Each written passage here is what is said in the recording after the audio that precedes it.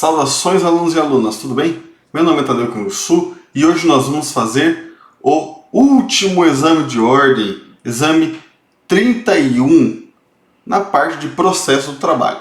Então serão 5 questões que nós vamos ler a questão, tentar resolver, explicar o que acontece e depois apresentar os fundamentos legais. Essa parte de fazer exercício para o exame de ordem é fundamental para você saber o que a banca mais cobra, saber como a banca cobra, certo? E perceber, né, eu espero que com essa prova e com as outras resoluções que nós vamos trazer aí no canal Os Tribuneiros, você possa perceber o quão prática é a prova. Coloca o candidato na situação do advogado para resolver o problema ou de um empregado ou de um empregador, tá? Então, vamos começar essa resolução, mas antes, siga-nos no Instagram, @ostribuneiros, @professor Tadeu Canguçu, certo? No Professor Tadeu Canguçu eu faço diversas dicas, trago notícias do STF, notícias jurídicas importantes, também do Congresso Nacional, leis novas, certo?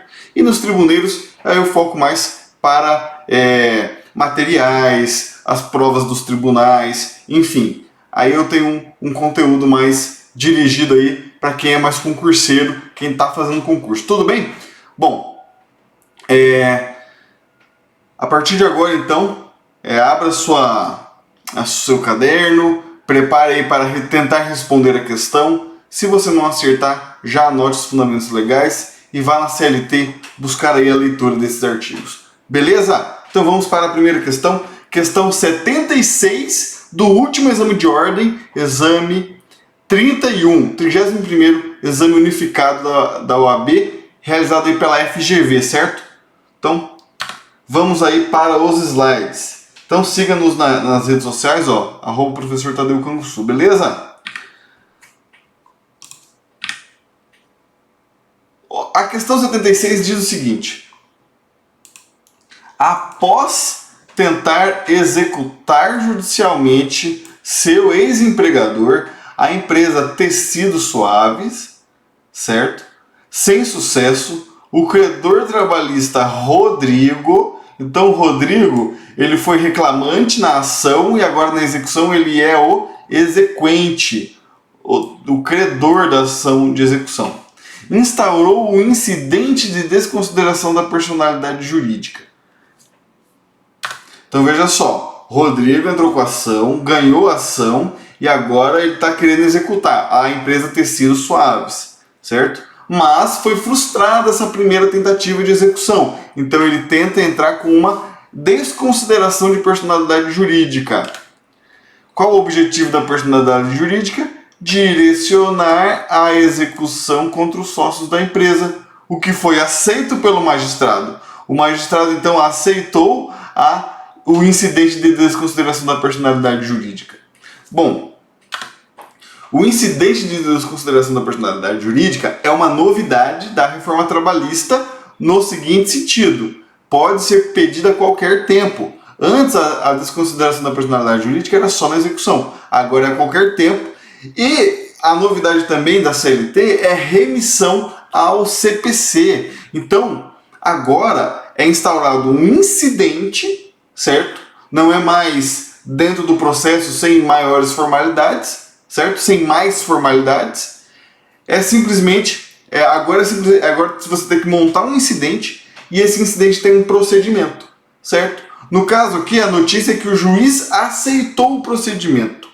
Qual é a opção aqui correta que indica o próximo passo? Então, aceitou o incidente, o juiz aceitou o incidente, qual o próximo passo? No caso, ou do juiz ou das partes. Vamos lá. De acordo com a CLT, assinale a opção que indica o ato seguinte: o sócio será citado por oficial de justiça para pagar a dívida em 48 horas. O sócio será citado para manifestar-se e requerer as provas cabíveis. Então, manifestar-se e requerer as provas cabíveis no prazo de 15 dias. O juiz determinará de plano o bloqueio de bens e valores dos sócios, posto que desnecessária sua citação ou intimação. É desnecessária sua intimação ou citação? Letra D. Será conferida vista prévia ao Ministério Público do Trabalho para que o parquet diga se concorda com a desconsideração da personalidade jurídica ou não. Então, qual a resposta correta? Dá um pause no vídeo aí, pense na resposta correta, que a gente já vai para a próxima resposta, tá? Dá o pause aí, responde a questão, que o próximo slide é a resposta. Respondeu aí? Bom, então vamos lá. Resposta correta é a letra B. O sócio será citado. Tudo bem? Então veja só, agora é instaurado um incidente. Você instaurou um incidente do quê? Do credor querendo incluir o sócio. Então, chame esse sócio para se defender num prazo de 15 dias e aí conforme a regulamentação do CPC, certo? Olha só como é que fica. Então é uma questão de reforma trabalhista, por quê? Porque agora o procedimento é o CPC. Olha o que diz o novo artigo 855-A. Aplica-se ao processo de trabalho o incidente da consideração da personalidade jurídica previsto no CPC 131 a 137. Certo? E aí o que diz o 135? Porque são esses, né, o 135 está aqui no meio. Instaurado o incidente, o sócio ou a pessoa jurídica será citado para manifestar-se e requerer as provas cabíveis no prazo de 15 dias. 15 dias. Tudo bem? Que é conforme a questão, o sócio será citado para se manifestar no prazo de 15 dias. E por que aqui tem o sócio ou a pessoa jurídica? Aqui agora um breve estudo aí da desconsideração da personalidade jurídica. Se você ler o artigo 133 do CPC, vai perceber que é aceito a desconsideração inversa. Então você pode processar o sócio, depois você pode pedir que a empresa dele venha para o polo passivo. E o que era comum no justiça do trabalho, a empresa sofrer a desconsideração e aí você acessar o patrimônio do sócio, tá? Isso era o comum, mas o contrário também é possível. Isso foi aceito porque a CLT aceitou todo aí o ordenamento do CPC. Tudo bem? Bom, então essas foram aqui as dicas para a questão 76. Leia aí os artigos 133 a 137 do CPC e o 855-A e parágrafos da CLT. Que aí você vai saber como é que funciona o incidente de desconsideração da personalidade jurídica. Lembre-se, você tem uma empresa, não consegue bens daquela empresa, você desconsidera a personalidade jurídica e aí você vai direcionar contra os sócios, tá? Essa é a ideia da desconsideração da personalidade jurídica. Beleza? Vamos para a questão 77 do 31º exame. O que diz a questão 77? José da Silva, que trabalhou em determinada sociedade empresária de 20/11/2018, ou seja, pós-reforma trabalhista. Lembre-se da data da reforma trabalhista. 11/11 passou a valer a reforma trabalhista, tá? 11/11/2017. Beleza? Então é depois da reforma trabalhista, então vai aceitar tanto o processo quanto o direito material já reformado. Beleza? Vamos continuar então. Recebeu apenas parcialmente as verbas rescisórias, não tendo recebido algumas horas extras e reflexos. Então falta verbas rescisórias e faltam horas extras. A sociedade empresária pretende pagar ao ex-empregado o que entende devido, mas também quer evitar uma possível ação trabalhista. Sobre a hipótese na qualidade de advogado da empresa, assinale a alternativa correta. Aqui, nós estamos tratando de uma nova forma de solução das controvérsias. É uma solução alternativa aceita pela reforma trabalhista. A reforma trabalhista aceitou homologação de acordo extrajudicial, arbitragem e quitação anual, certo? Essas foram as novidades aí da reforma trabalhista para solucionar as controvérsias sem ter um contencioso, vamos dizer assim, certo? Bom, Essa homologação de acordo extrajudicial, como que ela é feita? Essa é a pergunta da questão. Então vamos para as alternativas. Letra A. Deverá ser indicado e custeado um advogado para o empregado? Aqui já está errado, mas tudo bem. Vamos ler todas as alternativas, depois a gente vê a correta. A fim de que seja ajuizada uma ação para então comparecerem para um acordo, já que estará previamente entabulado no valor pretendido pela empresa?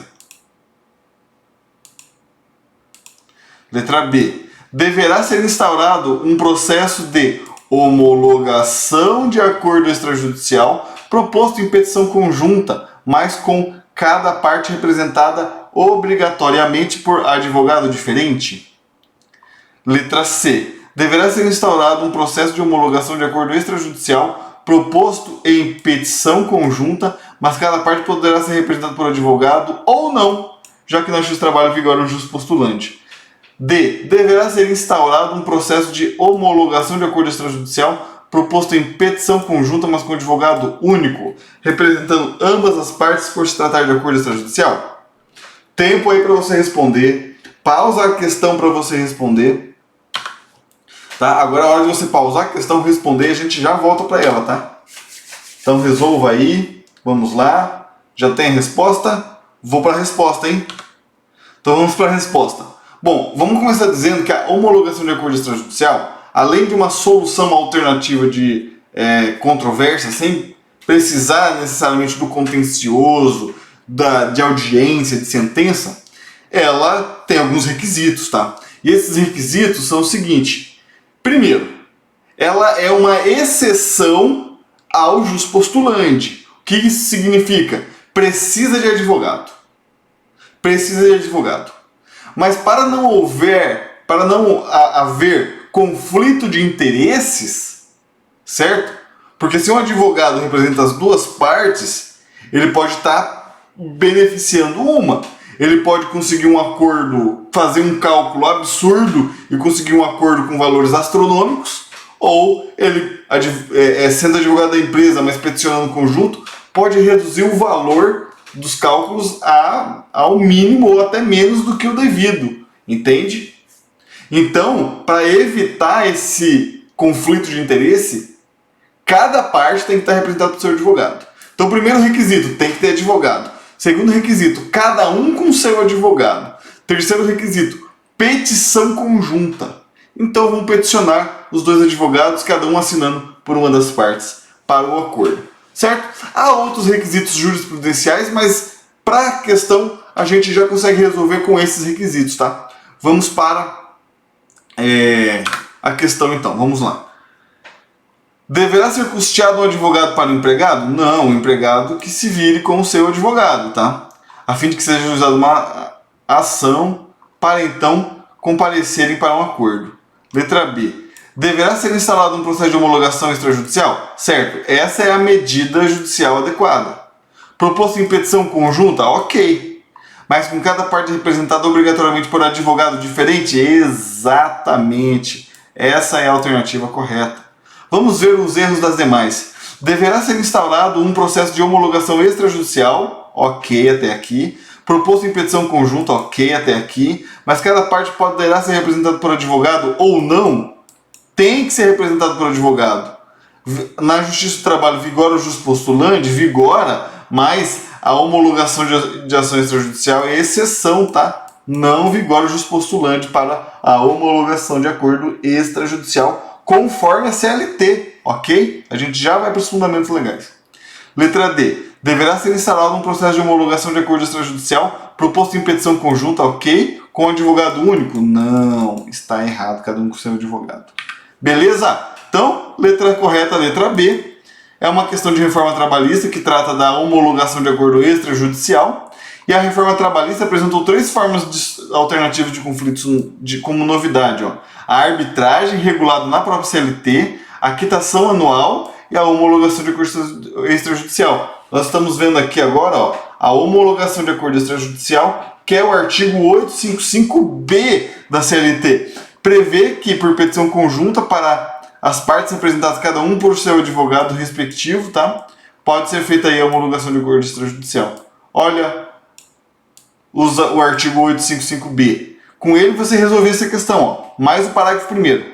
O processo de homologação extrajudicial terá início por petição conjunta, sendo obrigatória a representação das partes por advogado, e as partes não podem ter advogado comum, cada parte com seu advogado. Beleza? Essa foi uma questão de homologação de acordo extrajudicial, uma solução alternativa de conflito, tá? E tem sido bastante cobrado nas provas anteriores, tá?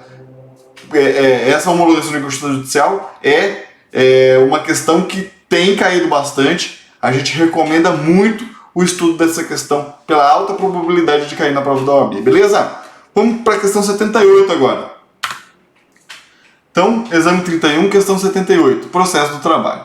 Você foi contratado para atuar nas seguintes ações trabalhistas. Então, essa questão vai dar um monte de rol de ações. E ela vai perguntar nas questões como é a representação em cada uma dessas ações. Vamos analisar a questão, olha só. Você foi contratado para atuar nas seguintes ações trabalhistas. Então, no inciso 1 temos uma ação de cumprimento e você é o advogado da parte autora. Na 2 é uma reclamação plurima e você também foi contratado como advogado da parte autora. 3 é uma reclamação trabalhista movida por João, ex-empregado de uma ação, autor da ação. Ex-empregado de uma empresa, autor da ação. Então aqui temos uma reclamação. 4, uma reclamação trabalhista por uma sociedade empresária, ré na ação. Então uma reclamação trabalhista em que é ré. Então é uma ação de cumprimento, uma ação plurima, uma ação pro empregado e uma ação pro empregador. Então, olha só as ações que você foi contratado. Como advogado, você não vai advogar só para a empresa ou só para o empregado. Você pode advogar para a empresa, você pode advogar para o empregado, e você pode advogar para o sindicato, você pode advogar para um conjunto de trabalhadores. São várias situações possíveis aí, certo? Ainda tem o MPT, tudo bem? Ainda tem são vários atores que transitam na Justiça do Trabalho. Geralmente, você tem ali o dissídio individual. Empregado contra empresa. Tudo bem? Mas, eventualmente, existem outras participações, tá? Tem a participação você advogando contra o Ministério do Trabalho, o Ministério do Trabalho executando ações, tá? Não é o Ministério do Trabalho agora? Tá, tudo bem, mas vamos lá. O Auditor Fiscal do Trabalho, atos do Auditor Fiscal do Trabalho, dívida ativa, tudo aí pode ser, no caso aí é representado pela AGU, tá? Então é a Advocacia Geral da União que vai defender ou vai propor ação em face da União, tá? Ou a favor da União. E aí são vários personagens que atuam aí na Justiça do Trabalho, beleza? Vamos para as alternativas. Letra A. Tanto na ação de cumprimento como na ação plurima, todos os empregados autores deverão obrigatoriamente estar presentes? Ponto. O mesmo deve ocorrer com o João, que deve obrigatoriamente estar presente? Ponto. Já a sociedade empresária poderá se fazer representar por preposto não empregado da ré? Então percebam, a questão pediu na ação plurima e na ação de cumprimento. Os empregados têm que estar presentes? Na ação individual do empregado, o empregado tem que estar presente? Na ação contra a sociedade empresária tem que estar presente? Então preste atenção nessa questão, tá? Eu vou terminar de ler as questões e depois a gente já vai para a resposta, tá? Vamos lá. Letra B. O sindicato de classe da categoria poderá representar os empregados nas ações plurimas e de cumprimento? João deverá estar presente em qualquer hipótese de forma obrigatória? A sociedade empresária tem que se fazer representar por preposto que não precisa ser empregado da ré? Letra C. Nas ações plurimas e de cumprimento, o autor poderá se fazer representar pelo sindicato da categoria? João deverá estar presente, mas por motivo de doença ou motivo ponderoso comprovado, poderá se fazer representar por empregado da mesma profissão ou pelo sindicato? E na ação em face da sociedade empresária, o preposto não precisará ser empregado da ré? Vamos para a letra D. O sindicato da categoria poderá representar os empregados nas ações plurima de cumprimento? João deverá estar presente, mas por doença ou motivo ponderoso comprovado, poderá se fazer representar por empregado da mesma profissão ou pelo seu sindicato? E na ação em face da sociedade empresária, o preposto deverá ser obrigatoriamente empregado da ré. Vocês viram as possibilidades? Então, na ação de cumprimento da ação plurima, o empregado tem ou não que estar presente? 2. No dissídio individual, o empregado tem que estar presente? 3. No dissídio individual, a empresa tem que estar presente? Então, um tempo aí para vocês pensarem qual é a alternativa correta. Qual é a alternativa correta? Vamos lá. Vamos lá. Qual é a alternativa correta? Então vamos para a resposta, tá? Pausa esse vídeo se não respondeu, volte um pouquinho e responda a questão. Vamos lá. A resposta correta dessa questão, vamos fazer uma por uma para você saber. Vamos lá. Letra A. Tanto na ação de cumprimento quanto na ação plurima, todos os empregados autores deverão obrigatoriamente estar presentes? Não. Às vezes uma ação de cumprimento tem vários autores, na ação plurima tem vários beneficiários. Então aqui já está errado na ação de cumprimento, tá? O mesmo deve ocorrer com o João? Sim, o João tem que estar presente, mas eventualmente ele pode estar ausente, tá? E a sociedade empresária, então aqui está errada. A sociedade empresária poderá se fazer representar por preposto não empregado? Tá, essa aqui é a única correta. Pode ser não empregado, tá?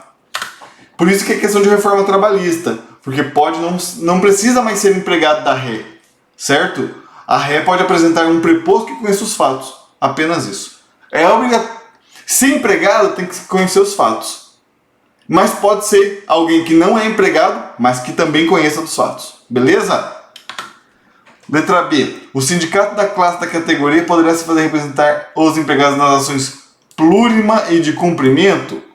Pode. Essa aqui é a legitimação extraordinária, tá? O ordinário é você fazer ação e estar presente. Extraordinário é alguém fazer ação por você, beleza? João deverá estar presente em qualquer hipótese de forma obrigatória? Não é possível ele faltar. E não precisa ser empregado, está ok essa parte. Vamos para a letra C. Nas ações plurima de cumprimento, a parte autora poderá se fazer representar pelo sindicato da categoria. Ok. João deverá estar presente, mas por motivo ponderoso. É isso mesmo, é poderoso, a súmula diz poderoso, a CLT diz ponderoso. A gente não sabe nem o que é ponderoso, né? Brincadeira. Mas ponderoso é que carece, abre possibilidade para ponderação, certo? O motivo poderoso, apesar de não ser um termo muito usual no linguajar jurídico, tá? Seria mais interessante se fosse um termo relevante, um motivo relevante, um motivo justo, tá? Mas nessa hipótese, tanto a jurisprudência quanto a lei utilizam esse motivo poderoso, um motivo ponderoso, para justificar a ausência do empregado na audiência, podendo ser representado por um colega de profissão ou pelo sindicato da categoria. Ok, está correto. Pode ser representado, tudo bem? Aqui está ok.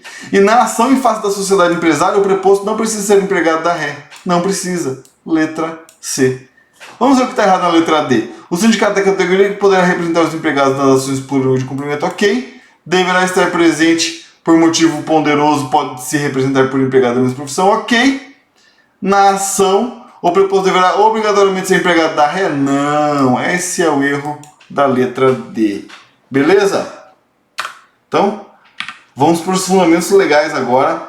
Questão que alterou o artigo 872, perdão, o artigo 843 da CLT. Vamos lá. No inciso 1, olha só.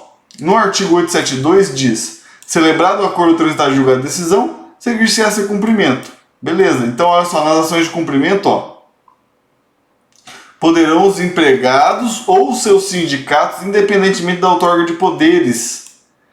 Tudo bem? Então essa cobrança pode ser feita pelo sindicato da categoria. Então, ação de cumprimento e também nas ações plurimas, beleza? Vamos para o item 2 agora, ó. Uma reclamação plurima. Então olha só, nos casos de reclamatórias plurimas ou ações de cumprimento, quando os empregados poderão fazer representar pela categoria. Então olha só, no artigo 843 tem a regra geral. Na audiência de julgamento, deverão estar presentes o reclamante e o reclamado, independentemente do comparecimento de seus representantes. Tudo bem? Exceção. A ação plurima é ação de cumprimento, quando os empregados poderão fazer representar por sindicato da categoria.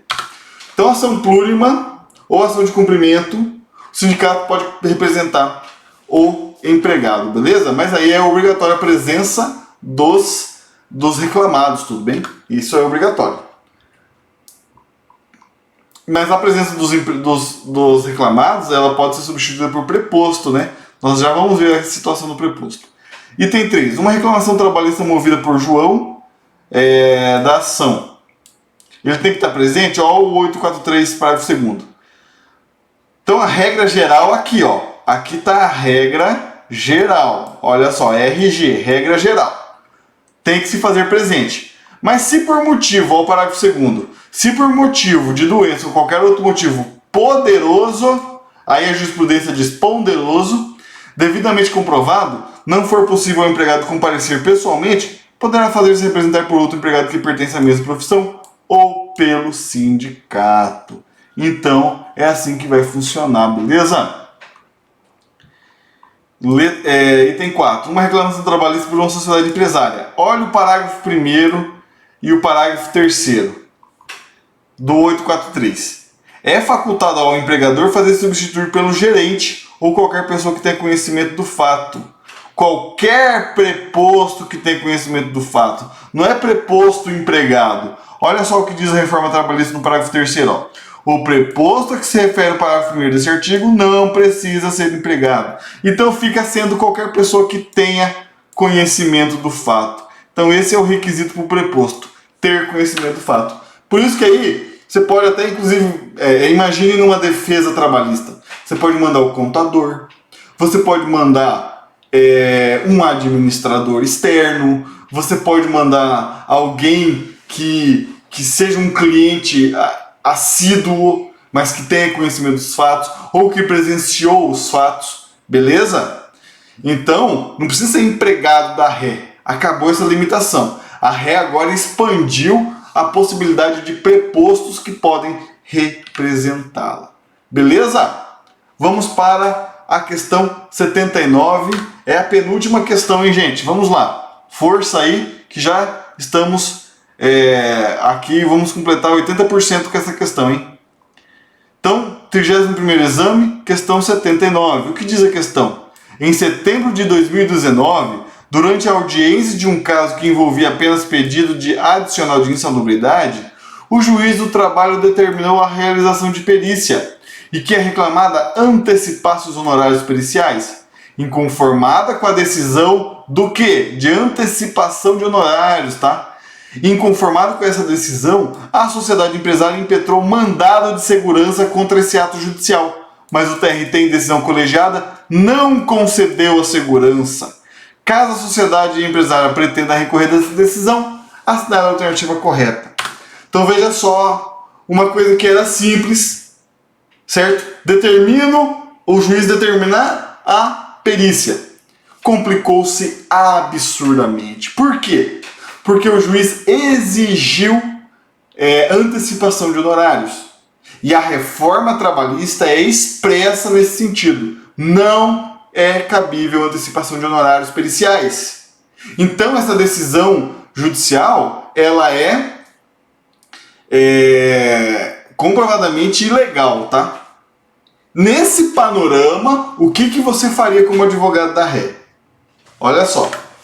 Então a ré entrou com mandado de segurança e foi pro TRT. Tudo bem? Então o juiz aqui da vara do trabalho, ele exigiu honorários, né? Essa decisão é irrecorrível, uma decisão interlocutória irrecorrível. A parte tem que entrar direto com o MS no TRT. E aí o TRT negou. Contra essa decisão que o TRT negou, né, em decisão colegiada, veja só, decisão colegiada, não é uma decisão de um relator. O que fazer? Então, vá para a questão e resolva. A gente já deu muitas dicas, tá? Qual é o recurso? Qual é o recurso cabível? É o agravo de instrumento? Recurso ordinário?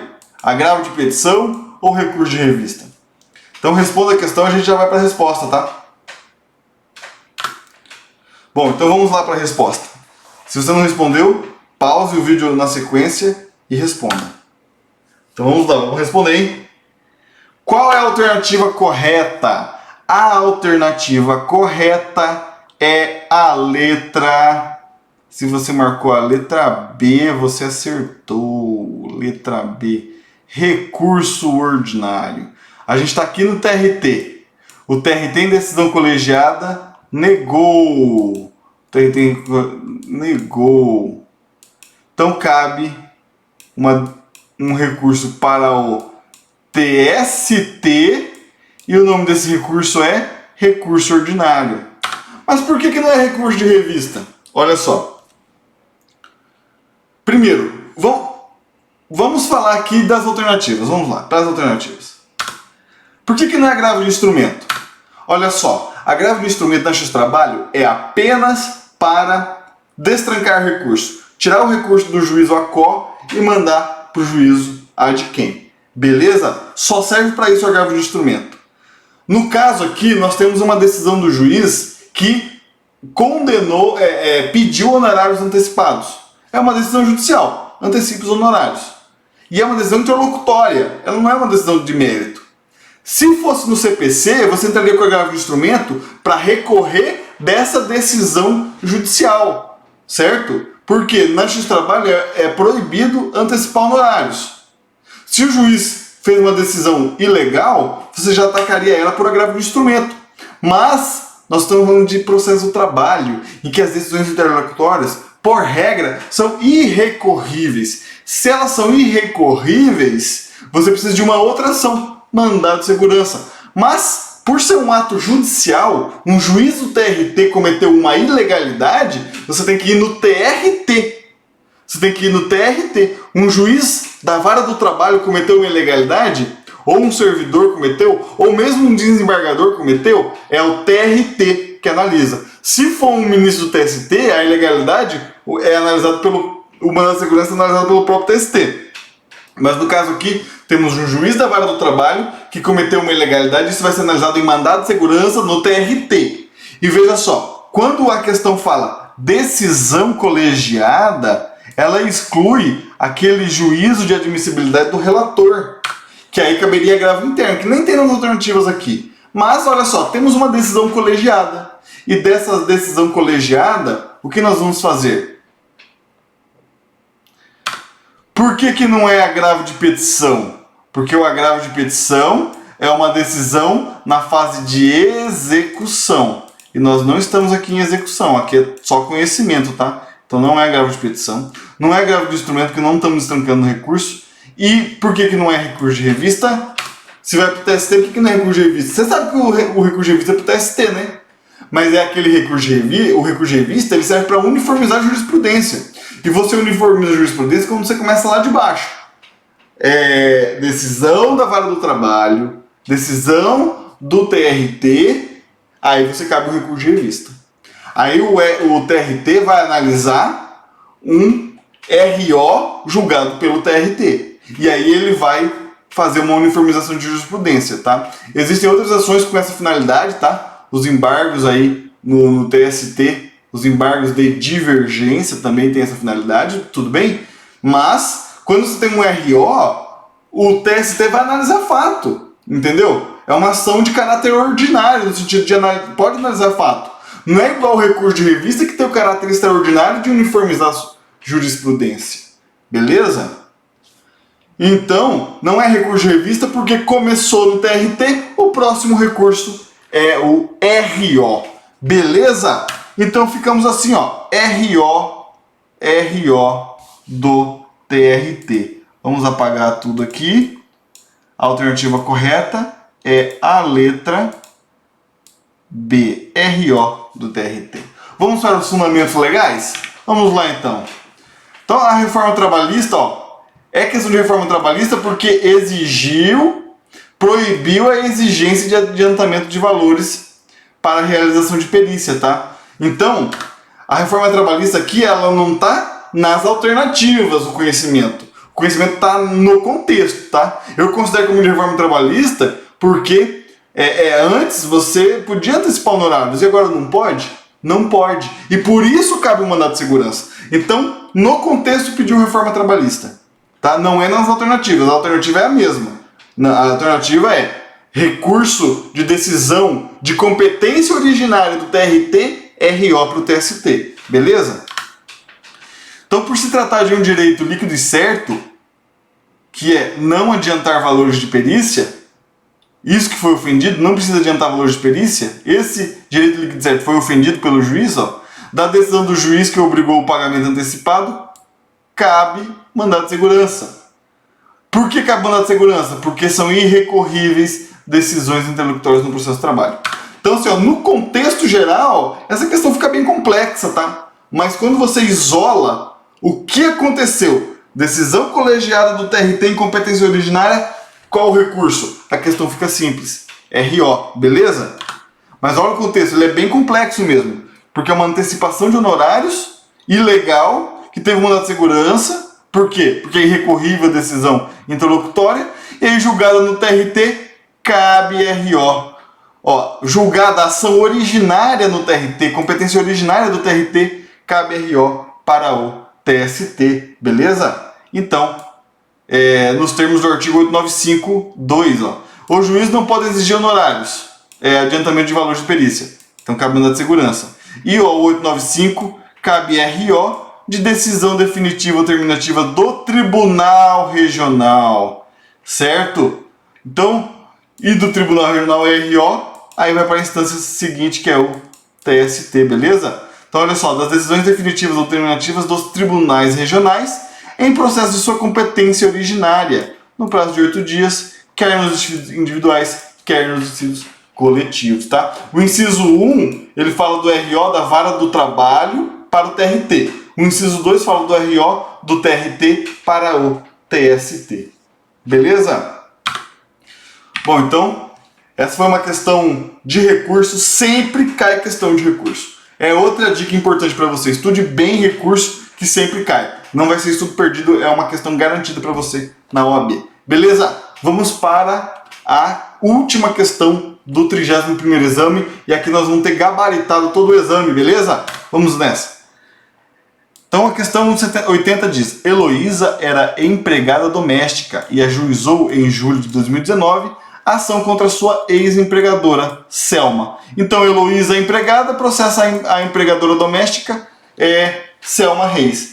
Após regularmente instruída, foi promulgada a sentença, julgando o pedido procedente em parte. A sentença foi proferida de forma líquida. Olha, na prática, isso que é exceção, tá? Isso aqui é exceção. Sentença líquida é exceção, tá? Mas o problema é teórico, né? Então, ele diz que é uma sentença líquida, que apurou o valor de R$9.000. Então, Selma deve para Heloísa, R$9.000, mais as custas de 180, que é 2% do valor da condenação.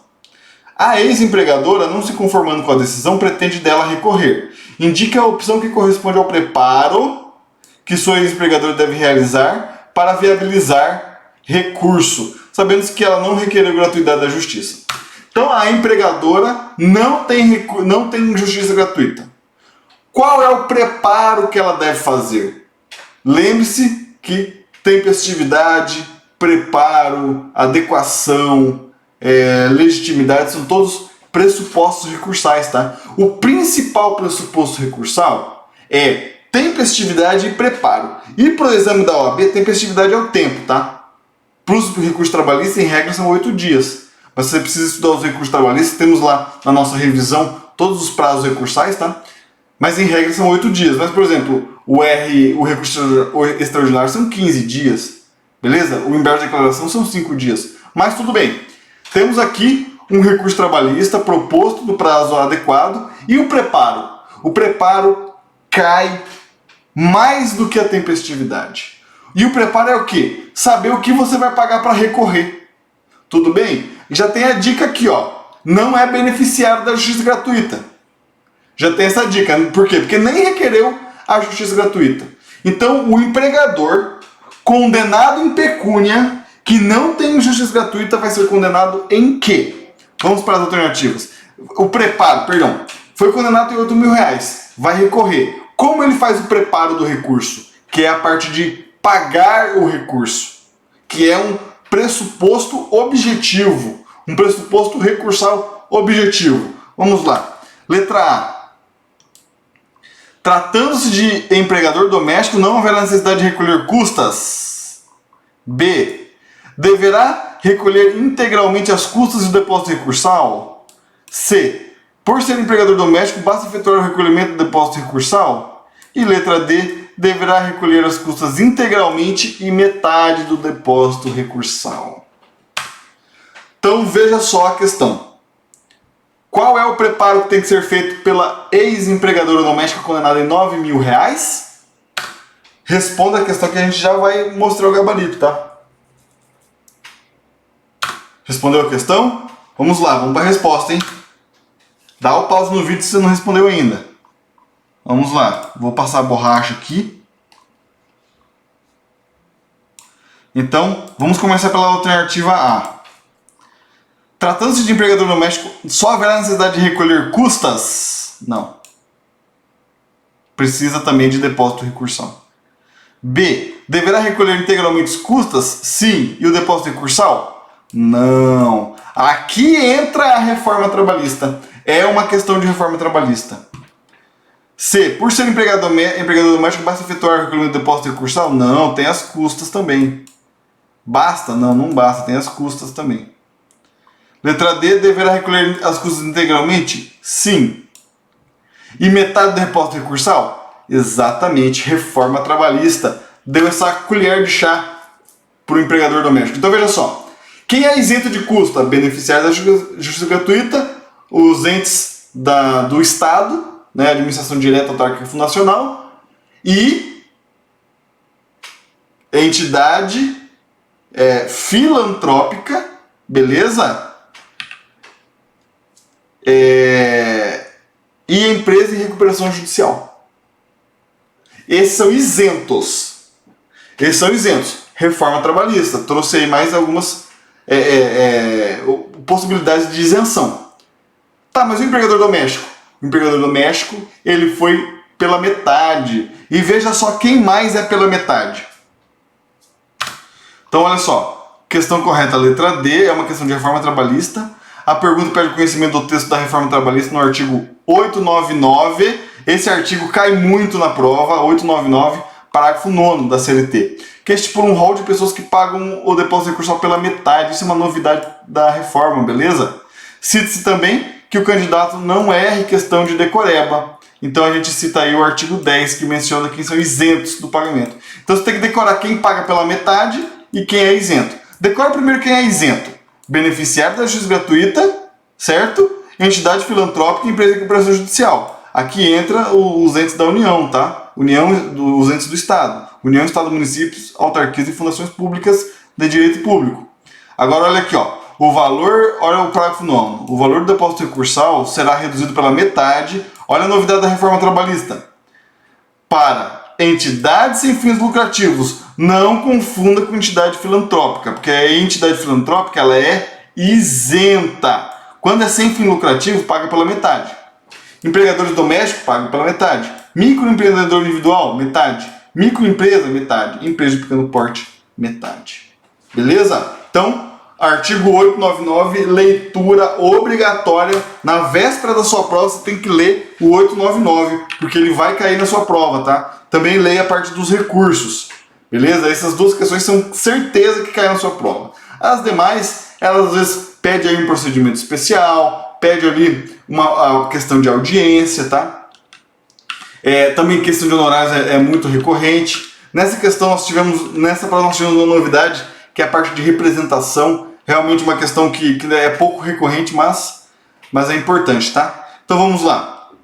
Só revisando aqui, ó. Todas as questões foram de reforma trabalhista ou exigiram algum conhecimento da reforma trabalhista, beleza? Então fique atento aí com a reforma trabalhista, recursos, o preparo, certo? Além das demais questões que nós vimos na revisão. Lembrando que na nossa revisão nós abordamos todos esses temas, tá? Então se você fez o 31º exame e você já foi aprovado, beleza, mas para o 32º exame, acompanhe nossa revisão, acompanhe a nossa resolução de questão para você ter um ótimo resultado, beleza? E nos adicione aí nas redes sociais, @professor Tadeu Canguçu, @os no Instagram e no YouTube, beleza? Até a próxima, desejo a todos bons estudos.